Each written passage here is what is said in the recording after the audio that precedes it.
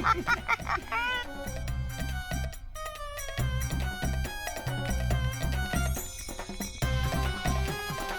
ये क्या किया मूर्ख, तूने सावधान का पता बता दिया। अब भूल से भी स्नान गृह का जिक्र भी मत करना, वरना इनको पता चल जाएगा कि हमारे गुरुजी ने कितना धन छुपा रखा है। जाओ, स्नान गृह से निकाल के लाओ सारा माल।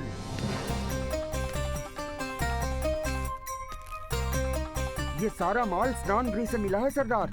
इसे भी जमा कर लो। ना ना, अब मैं ये गलती दोबारा थोड़ी ना करूंगा। एक शब्द भी नहीं बोलूंगा पलंग के नीचे रखे उस संदूक के बारे में, जिसमें गुरुजी ने बहुत सारा सोना चांदी जवाहरात छुपा रखा है।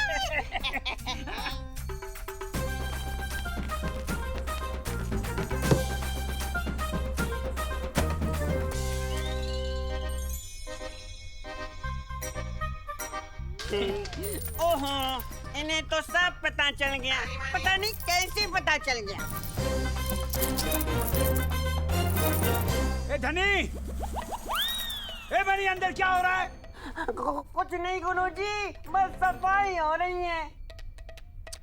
अभी रहने तो कल कर लेना। बस थोड़ी देर रुकिए गुरुजी, सब साफ हो जाएगा। आकर देखेंगे तो पता चलेगा। घर की ऐसी सफाई फिर नहीं देखी होगी आपने। आप गुरु माता की पूजा में व्यस्त रहिए और यहाँ की चिंता छोड़ दीजिए। हम स्वयं यहाँ की सफाई, कोना कोना की सफाई करवा देंगे। देखा कितना उल्टा सीधा बोलती हूँ इनके बारे में। इतने बुरे भी नहीं है ये। आप तो हिलिए मत बस। इस तरह से तो आप व्रत की पूरी प्रक्रिया बिगाड़ देंगे। जानते हैं ना, व्रत में जरा सा भी विघ्न पड़ा तो फिर आपके साथ क्या तो क्या होगा? क्या होगा? हम लूट जाएंगे जी, बर्बाद हो जाएंगे। सही कहा स्वामी। मर जाएंगे। नहीं नहीं, अरे कुछ नहीं होगा। समाप्त करो अपना ये तामझाम।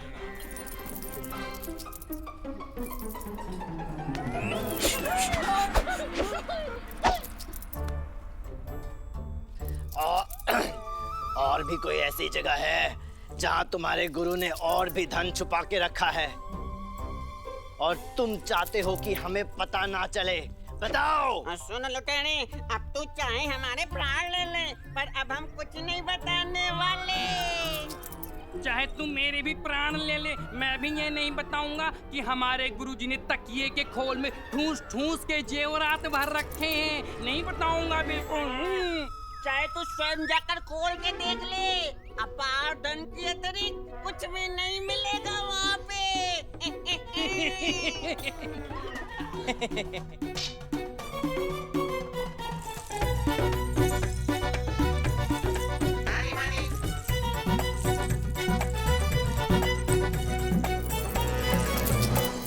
हमें कुछ ठीक नहीं लग रहा है। नहीं नहीं स्वामी, यहाँ सब कुछ ठीक है। नहीं, कुछ गड़बड़ है। हमारी छठी इंद्री कह रही है कि सब कुछ ठीक है। बाकी 5 इंद्रियां तो ठीक से काम करती नहीं, छठी खाक करेगी। हम खुद जाके देखेंगे। क्या अनर्थ करते हैं स्वामी, बैठे रहिए। आप जानते हैं ना, पूजा पूर्ण होने से पहले आप बिल्कुल नहीं हिल सकते। आपके साथ कुछ भी हो सकता है प्रभु। अभी पूजा पूर्ण करते हैं। क्या अनर्थ कर रहे हैं? नहीं स्वामी, ओम स्वाहा, ओम स्वाहा, मत करिए, अपना त्याग कीजिए। स्वामी नहीं, ओम स्वाहा, ऐसे मत करिए स्वामी। हो गई पूजा पूरी, हो गई पूजा। नहीं नहीं प्रभु, आशीर्वाद तो देते जाइए। आशीर्वाद है धनी।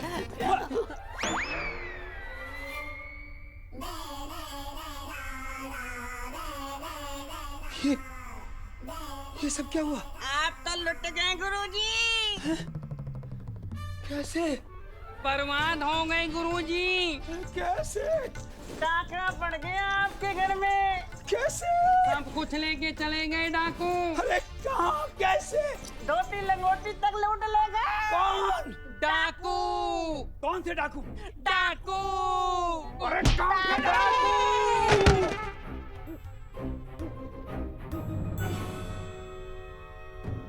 मैं वही हूं जिसने हर बार तुम्हारा मुंह काला किया।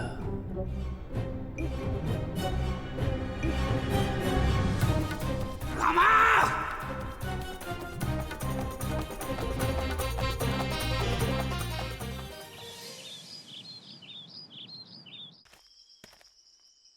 ये लीजिए। हमें आशा है कि आपको ये वस्त्र पसंद आएंगे देवी जी। और रात्रि भोजन के लिए आप क्या पसंद करोगी पंडित रामकृष्ण की अम्मा जी?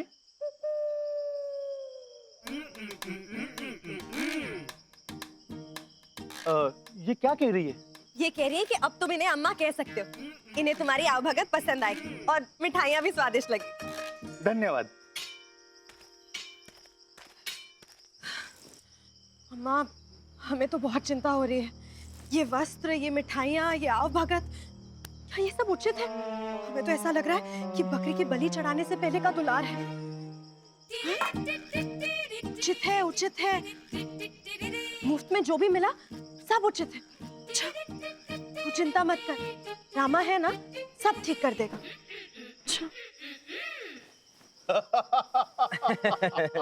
आनंद आ गया पंडित, मन प्रसन्न कर दिया तुमने। जानते हो, अब तक की हमने जितनी भी चोरियां की है, जितने भी डाके डाले, ये डाका अब तक का सबसे बड़ा डाका है। अरे एक चोर से अधिक धन और किसके यहाँ मिल सकता था मान्यवर? वो तो है पंडित, इस चोरी के धन में सबसे पहला अधिकार तुम्हारा है रामा। उठा लो जितना धन चाहे उठा लो। अरे नहीं नहीं मान्यवर, मैं ऐसा कैसे कर सकता हूँ? ये तो मेरी गुरु दक्षिणा थी आपके लिए, मैं ये कैसे ले सकता हूँ? और वैसे भी इस छुटकर से मेरा क्या होगा मान्यवर? छुटकर? क्या मतलब? मैंने तो कुछ बड़ा सोचा है गुरुवर, कुछ ऐसा जिससे धन की वर्षा ऐसी होगी कि हमारी 7 पुश्तें यदि दोनों हाथों से धन लुटाए भी तो भी अंश मात्र भी धन समाप्त नहीं होगा। ऐसा क्या सोचा है तुमने? अभी बताता हूँ।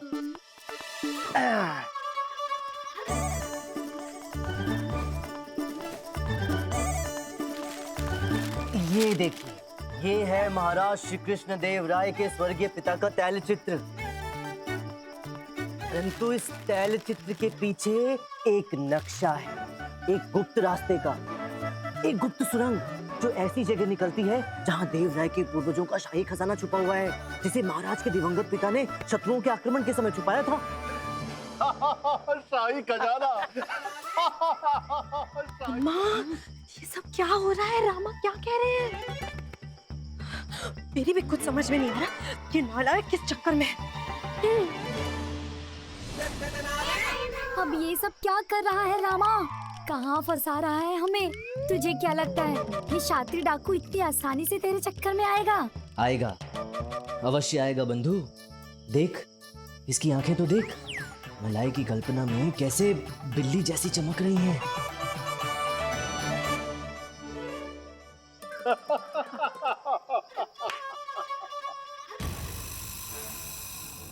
लेकिन ये तुम्हें मिला कैसे? क्या कहा था मैंने? फंस गया ना? अब दे उत्तर, दे दे दे ना। गए, हम सब गए रामा। क्या गुरुजी, यदि मैं आपको ये सब बता दूंगा तो मेरा यहाँ क्या काम? और उतना अबोध भी नहीं हूँ कि अपनी जानकारी का स्रोत आपसे साझा करूँ। और फिर होशियार मनुष्य तो आम खाने से तात्पर्य रखते हैं, पेड़ गिनना तो मूर्खों का काम होता है, क्यों? हाँ, है ना? वो तो है, वो है।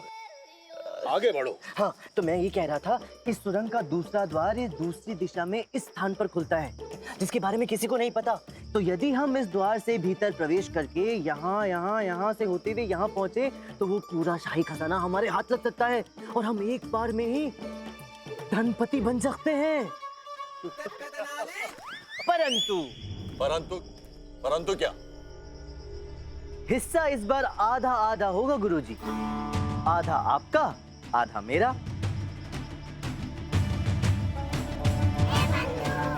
अरे क्यों बार बार मृत्यु को निमंत्रण दे रहा है रामा? तू इस दुर्दान डाकू से आधा हिस्सा मांग रहा है? कुछ तो होश कर रामा। बड़े घंटाल हो पंडित। देखने में तो बहुत भोले हो, लेकिन हो बहुत चतुर। गुरु दक्षिणा के नाम पर चिड़िया का चुग्गा हमारे आगे डाल दिया और इतने बड़े खजाने में से आधा हिस्सा मांग रहे हो। चलो, तुम भी क्या याद रखोगे? 20% दिया। 40। पंडित, तुम जानते हो खड़े कहाँ हो और किससे बात कर रहे हो? हम मल्लू देवा है, मल्लू देवा। 25% से ज्यादा नहीं मिलेगा। हाँ, मान ले इसी में भलाई है हम सबकी। 35। मल्लू देवा से आज तक किसी ने प्रतिशत मांगने का दुस्साहस नहीं किया। गए, हम सब गए रामा। 30% स्वीकार है तो ठीक है, अन्यथा स्वीकार है प्रभु, स्वीकार है। आप तो गुरु हैं हमारे, आपसे कैसा गणित। 30% सहर्ष स्वीकार है, बस। अम्मा, अम्मा क्या हुआ? ठीक तो हो? अम्मा ठीक तो है ना?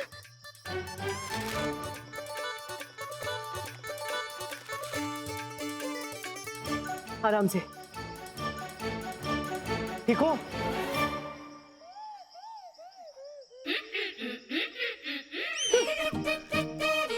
बुद्धि भ्रष्ट हो गई है क्या तेरी? है? अम्मा कह रही कि मती मारी गई है क्या आपकी, जो स्वयं विनाश को न्योता दे रहे हैं। महल जा रहे हो शाही खजाने पे डाका डालने। अगर पकड़े गए ना तो महाराज एक क्षण भी जाया नहीं करेंगे तुम्हारी गर्दन अलग करने में। अम्मा अम्मा अम्मा, अच्छा शांत शांत शांत। तुम बेकार में चिंता कर रही हो अम्मा, ऐसा कुछ नहीं होगा, विश्वास रखो मुझ पे। मैं ये जो भी कर रहा हूँ ना जानबूझ के कर रहा हूँ। अरे तुम समझाओ ना इन्हें। हम क्या समझा, हमें तो केवल एक ही बात बोलनी आती है। क्या? उठा लो। पता था, क्या उठा लो? कपड़े लत्ते उठा लो और वापस कर दो और चलो यहाँ से। हमें मरना स्वीकार है पर कुंवारी मरना नहीं। क्या शारदा तुम भी? अरे तुम तो भरोसा रखो मुझ पर। चुप रहो, शांत रहो। मुझे एक बात समझ में नहीं आ रही, लूटे हुए माल में से आपने आज तक कभी भी किसी को एक दमड़ी नहीं बांटी, फिर इस पंडित को आप 30% देने के लिए क्यों राजी हो गए? कथनी और करनी में बहुत फर्क होता है छोटे। कथनी औरों के लिए होती है और करनी स्वयं के लिए। अब पंडित को हिस्सा देना है या इस पंडित के हिस्से करने हैं, ये समय निर्धारित करेगा।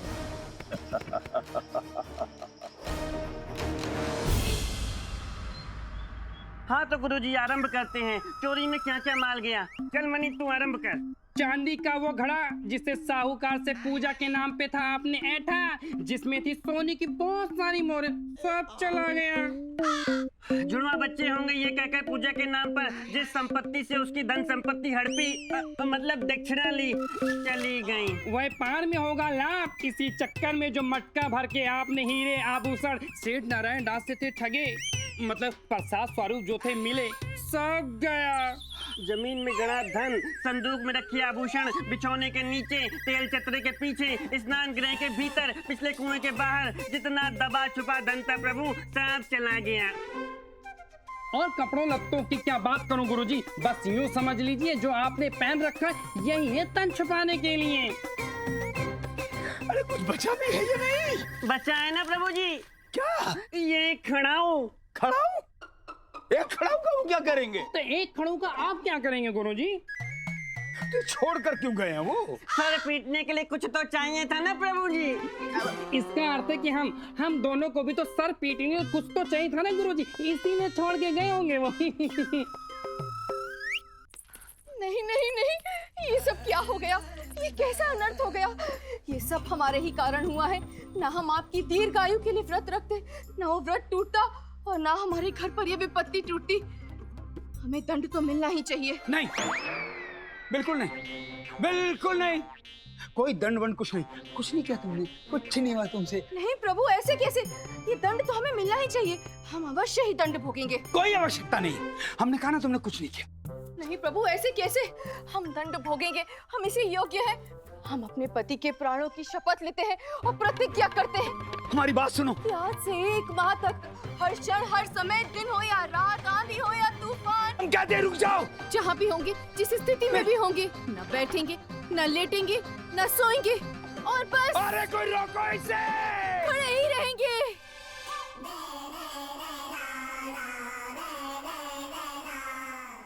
ये क्या किया गुरु माता, ये क्या किया? इतनी कठिन प्रतिज्ञा। हम 1 माह तक बिना बैठे, बिना लेटे, बिना सोए भला कैसे रह पाएंगी आप? नहीं नहीं, ये हमें थोड़ी ही करना है, ये तो हमारे स्वामी, हमारे प्रभु को करना है। आज से 1 माह तक न वो लेटेंगे,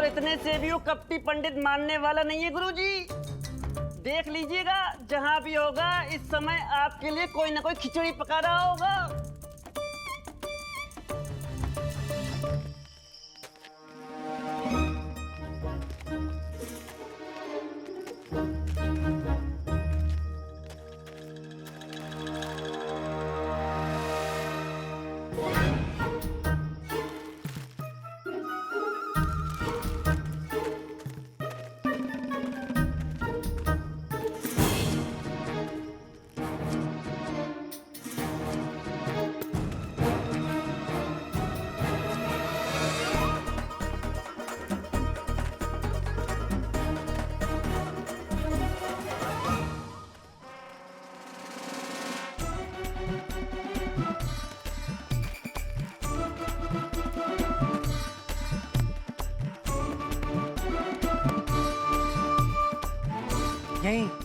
यहीं कहीं होना चाहिए उस गुफा का गुप्त द्वार जो हमें खजाने तक लेकर जाएगा।